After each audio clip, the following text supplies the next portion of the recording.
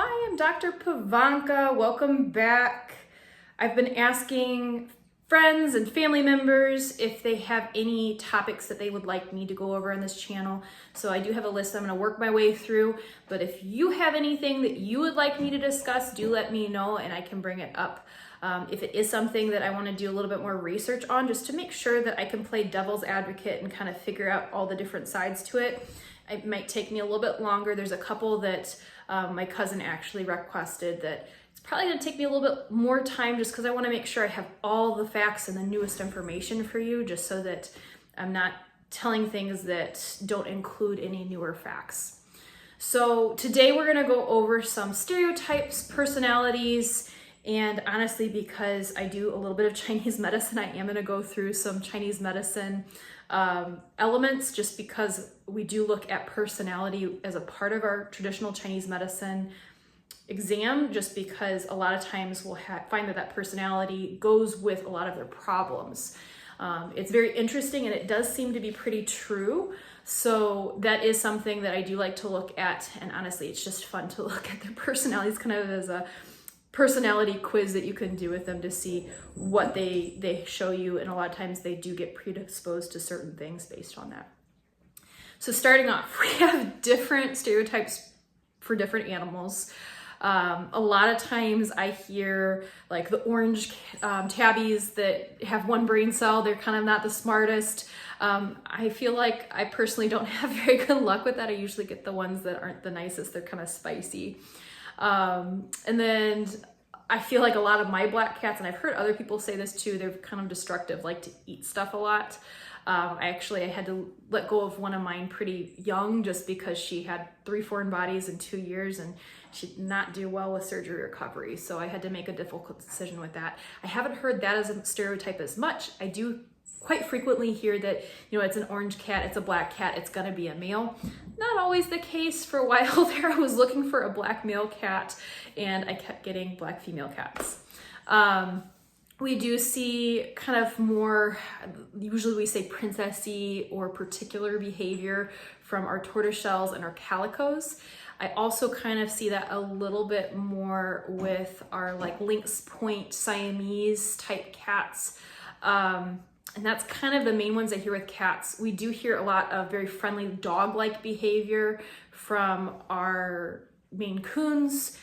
Ragdolls are supposed to be kind of the sweetest cats you have. I found some that aren't that way, but that's kind of the general stereotype. Now, we do have some more breed-related stereotypes with different things, like Siamese typically are vocal. Savannah cats, I know they're more of an exotic cat, but they typically are way more destructive. And a lot of that has to do with what they're bred for and how they're bred. With our exotic cats, like our Bengals and Savannahs, they are closer to wild cats. With Bengals, you can't get anything that is closer than, I think it's like F6 in the United States. Savannahs, you can still get those F1s that are basically half and half African serval and domestic house cat.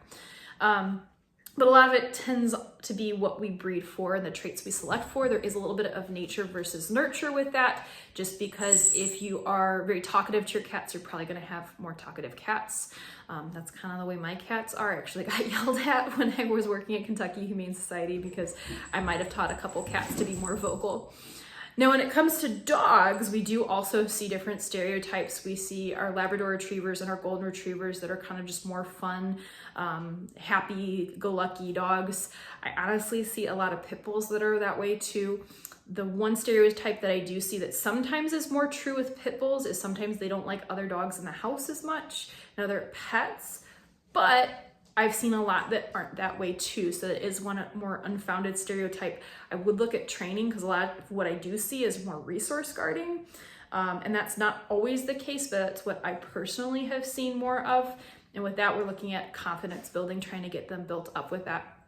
I do see a lot of more working breed dogs like German Shepherds, Dobermans, that are very high anxiety because they are high energy and they need to keep their brain working. But those are kind of the stereotypes we see. And again, a lot of that is breeding. We have very nippy healers. Healers are herding dogs. That's what they're bred for. So I heard somebody say, and I don't know who actually said it first, but it's not credited towards me, but pick the dog whose vice is actually a plus in your mind. If you have something that is going to hurt things, you want to have that as a benefit. You don't want that to be something that you don't like. So a lot of times we do look more at that, and when choosing dogs, we do recommend going and doing the research on that, as well as research into the animals' families and health. I would say we want to make sure that they have either OFA or more in-depth genetic testing too for that. As far as our other animals besides for dogs and cats, it kind of is a mixed bag. I do hear a lot of people say that the chestnut mares, they typically are more fiery personality. I do feel like the mares typically are a little bit moodier, but the way I kind of like to put it, because I've met some really, really great mares, is that a lot of times our female horses want us to really prove ourselves before they're willing to give that buy-in that, yeah, this is my human. So they're a lot of work, but they're definitely worth it. I personally like my geldings just because I know I don't have a lot of time to put that work in, but I've met some mares that have been amazing. With my geldings or my neutered male horses, they typically are very happy-go-lucky, very food motivated in a lot of cases. Not always the case. But I typically see them kind of more happy-go-lucky. I don't really notice a big issue with color with that. That said, any colors that are more fancy colors, a lot of times the personality isn't always there. That said, like anything, there are kind of a little bit of a case-by-case basis. I had really bad luck with Palominos in the past. I just found a bunch of them that I think that pretty as pretty does, and they didn't necessarily get the training that they would have benefited from because they were pretty. I have noticed a lot of Overo or Pinto horses that did crib, but that's one of those things you can't really say for sure. With horse people, we do talk a lot about hair whorls and the placement of that, and there actually is some science behind that, showing that the whorl will be in different places depending on the fetal development when it's developing. So they do see like horses with a higher hair whorl on their forehead might be a little bit more spooky and different things like that. It's very interesting, and I would recommend looking into it if you have any interest in that. Kind of that's the gist of what I have. If you have any stereotypes that you've heard of, you want to discuss, or any other topics, let me know. As far as the Chinese medicine, because I'm seeing that I'm hitting 7 minutes, I will go ahead and put that in a different video for you.